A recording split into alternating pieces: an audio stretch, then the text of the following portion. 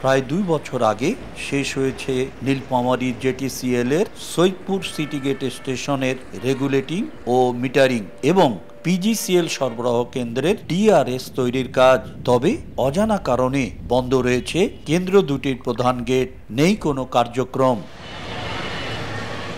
এতে গ্যাসের জন্য অপেক্ষার প্রহর আর শেষ হচ্ছে না নীলফামারীর উত্তরা ইপিজেড, সৈয়দপুর রেলওয়ে কারখানা, বিসিক শিল্পনগরী সহ বিভিন্ন ভারী ও মাঝারি শিল্প কারখানার মালিকদের। বাধ্য হয়ে বাইরে থেকে গ্যাস কিনে উৎপাদন চলছে প্রতিষ্ঠানগুলোতে। এখন আমাদের এলপিজি গ্যাস আনার জন্য ঢাকা থেকে আমাদেরকে ট্যাঙ্কে করে গাড়িতে এনে আমাদের শিল্প চালাতে হচ্ছে।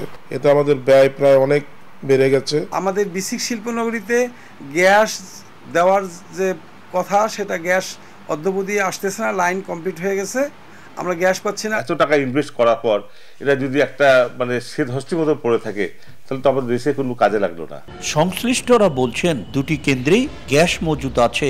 এরই মধ্যে কেন্দ্র থেকে ইপিজেড ও বিসিক পর্যন্ত পাইপলাইন বসানোর কাজও করা হয়েছে। আর বিসিক শিল্পনগরী কর্মকর্তা বলছেন পিজিসিএল এর সঙ্গে যোগাযোগ করা হলেও কোনো সদুত্তর মেলেনি। ইতোমধ্যে পশ্চিমাঞ্চল গ্যাস কোম্পানি লিমিটেড পিজিসিএল কর্তৃক গ্যাস লাইন স্থাপনের জন্য আমাদের মেইন গেট সংলগ্ন সাবস্টেশন করা হয়েছে। এটি প্রায় 2 বছর হয়ে যাচ্ছে, এখনো আমরা আমাদের শিল্পনগরীতে সেই গ্যাস সংযোগ পাই নাই। তবে শীঘ্রই গ্যাস সংযোগ স্থাপনের আশ্বাস জেলা প্রশাসনের। খুব শীঘ্রই হয়তো এই কাজটি হবে। আমরা পশ্চিমাঞ্চল গ্যাস ফিল্ডের সাথে এবং তাদের সাথে কথা বলবো যে যাতে আমাদের এই এলাকার জনমানুষের দাবি প্লাস হলো আমাদের শিল্প প্রতিষ্ঠানের মালিকরা সাফার করছে, যদি গ্যাসটা আমরা পেয়ে যাই তাহলে এই জেলাবাসী খুব উপকৃত হবে।